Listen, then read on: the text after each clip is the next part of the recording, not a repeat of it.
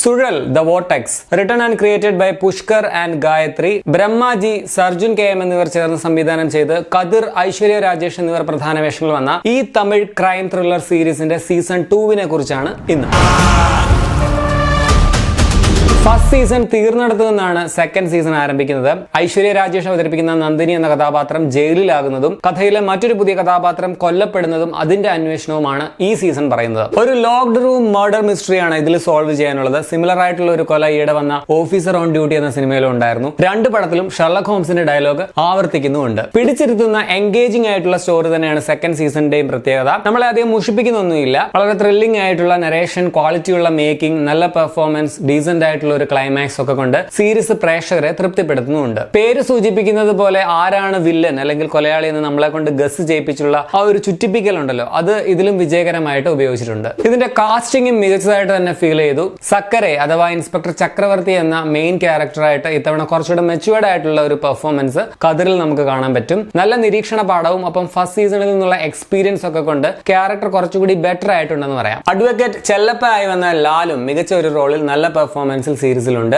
Inspector മൂർത്തി എന്നൊരു കിടിലൻ റോളിൽ ശരവണനും ഉണ്ട്. എനിക്ക് തോന്നുന്നു ഈ സീസണിൽ പുരുഷന്മാരെക്കാൾ കൂടുതൽ സ്ത്രീ കഥാപാത്രങ്ങളാണ് ഉള്ളതെന്ന്. 1-2 ട്രാൻസ് ക്യാരക്ടേഴ്സും ഉണ്ട്. സോ മെജോറിറ്റി ഫീമെയിൽ ക്യാരക്ടേഴ്സ് കൂടുതലുള്ള ഒരു സീരീസ് ആണിത്. ഫസ്റ്റ് സീസണിന്റെ അത്രയും ഗംഭീരമായിട്ടില്ലെങ്കിലും നന്ദിനിയായിട്ട് വന്ന ഐശ്വര്യ രാജേഷ് കൊള്ളാം. സ്റ്റിൽ ആ ക്യാരക്ടർ ഈ കഥയിൽ വന്നില്ലെങ്കിലും വലിയ കുഴപ്പമൊന്നുമില്ല എന്ന് എനിക്ക് തോന്നി. എവിടെയൊക്കെയോ നിർബന്ധിച്ചു കൊണ്ടുവന്ന് ആ ക്യാരക്ടറിനെ വെച്ചതുപോലെ ഒരു ഫീൽ വരുന്നുണ്ടായിരുന്നു. എങ്ങനെയെങ്കിലും ഒരു ലിങ്ക് ഉണ്ടാക്കി ആ ക്യാരക്ടറിനെ ഇതിലും നിർത്തിയേ പറ്റൂ എന്നൊരു ഫോഴ്സ്ഡ് ഫീൽ. പഴയ നടി രുദ്ര അഥവാ അശ്വിനി നമ്പ്യാർ, അങ്ങനെ പറഞ്ഞാൽ പലർക്കും അറിയില്ല, നമ്മുടെ മണിച്ചിത്രത്താഴിലെ അല്ലി എന്ന് പറഞ്ഞാലാണ് കൂടുതൽ പേർക്കും അറിയാവുന്നത്. പുള്ളിക്കാരി മാലതി അമ്മ എന്നൊരു ക്യാരക്ടറായിട്ട് വീണ്ടും അഭിനയത്തിലേക്ക് തിരിച്ചു വന്നിട്ടുണ്ട്. നല്ല റോൾ, നല്ല പെർഫോമൻസും ആയിരുന്നു. പക്ഷെ ഈ സീസണിലെ ഏറ്റവും കിടു റോൾ ആൻഡ് പെർഫോമൻസ് ഉള്ളത് ഒറ്റ എപ്പിസോഡിൽ മാത്രം വന്നു പോകുന്ന മഞ്ജിമ മോഹനാണ്. നാഗമ്മ എന്ന റോള് വളരെ സ്ട്രോങ് ആയിരുന്നു, ഇമോഷണൽ ആയിരുന്നു, പവർഫുൾ ആയിരുന്നു. നല്ല കിടിലനായിട്ട് മഞ്ജിമ അത് ചെയ്തു വെച്ചിട്ടുണ്ട്. അപ്പൊ അതുപോലെ കരച്ചില് ആദ്യം കണ്ടപ്പോൾ ആ ഒരു വടക്കൻ സെൽഫി ട്രോളൊക്കെ ഓർമ്മ വന്നെങ്കിലും കണ്ടുകൊണ്ടിരിക്കുമ്പോൾ പുള്ളിക്കാരി ആ റോള് ഗംഭീരമാക്കുന്നത് നമുക്ക് കാണാൻ പറ്റും.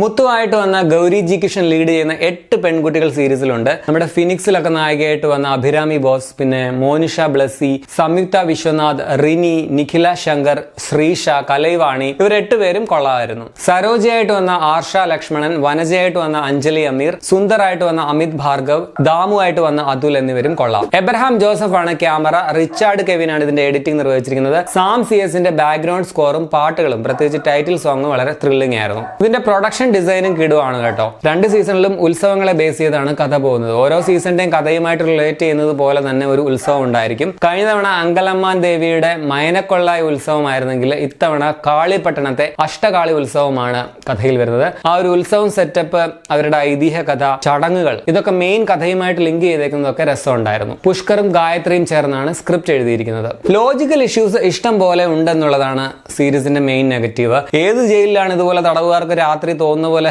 ഇറങ്ങി നടക്കാൻ പറ്റുക എന്നൊന്ന് അറിഞ്ഞാൽ കൊള്ളാമെന്ന് തോന്നി. ഐശ്വര്യ രാജേഷും അഞ്ജലി അമീറും അതുപോലെ ആർഷ പുള്ളിക്കാരിയും ബാക്കി 8 പെമ്പിള്ളേരും ഒക്കെ ഒരു ലൈസൻസും ഇല്ലാതെ ജയിലിലൂടെ തേരാപാര സഞ്ചാരമായിരുന്നു. ഇത് ജയിലാണോ ഹോസ്റ്റലാണോ എന്ന് ചില സമയത്ത് തോന്നിപ്പോകും. ഫസ്റ്റ് എപ്പിസോഡും സെക്കൻഡ് എപ്പിസോഡിന്റെ പകുതി വരെയും അതുപോലെ അവസാനത്തെ 2 എപ്പിസോഡുകളൊക്കെ ഭയങ്കര ഫാസ്റ്റ് ആൻഡ് എൻഗേജിംഗ് ആണ്. എന്നാൽ 3 മുതൽ 6 വരെയുള്ള എപ്പിസോഡുകളിൽ കുറച്ച് ലാഗ് ഫീൽ ചെയ്യുന്നുണ്ടായിരുന്നു. പിന്നെ ഞാൻ പറഞ്ഞില്ലേ, ഐശ്വര്യയുടെ ക്യാരക്ടറിനെ ഈ സീസണിലും വേണം എന്നുള്ളത് കൊണ്ട് ഫോഴ്സ്ഫുള്ളി ഒരു ലിങ്ക് ഉണ്ടാക്കിയതുപോലെ ഫീൽ ചെയ്തു. അതുപോലെ കഴിഞ്ഞ സീസണിൽ യാതൊരു മെൻഷനും ഇല്ലാതിരുന്ന ഒരു അച്ഛൻ ഫിഗർ കതിറിന്റെ ക്യാരക്ടറിന് ഇത്തവണ ഉണ്ടായി വന്നതും ഇങ്ങനെയുള്ള ചില്ലറ സ്ക്രിപ്റ്റിലെ പോരായ്മകളൊക്കെ കാണാനുണ്ട്. അതുപോലെ ഫസ്റ്റ് സീസണിന്റെ അത്രയും സ്ട്രോങ് ഇമോഷണൽ കണക്ഷൻ സെക്കൻഡ് സീസണിൽ മെയിൻറ്റെയിൻ ചെയ്യാൻ പറ്റിയില്ല എന്നും ഇടയ്ക്ക് ഫീൽ ചെയ്തു. സോ ആകെ മൊത്തം ടോട്ടലിൽ ഫസ്റ്റ് സീസണിന്റെ അത്രയും നല്ലതല്ല സെക്കൻഡ് സീസൺ. ആദ്യത്തെ ഒരു എക്സലന്റ് സീസൺ ആയിരുന്നു. ഇതിൽ അത്രയ്ക്കൊന്നുമില്ല എങ്കിലും ഡീസന്റ് ആയിട്ടുള്ള ഒരു സീസൺ ആയിട്ടാണ് തോന്നിയത്. വേർത്ത് വാച്ച് ആണ്.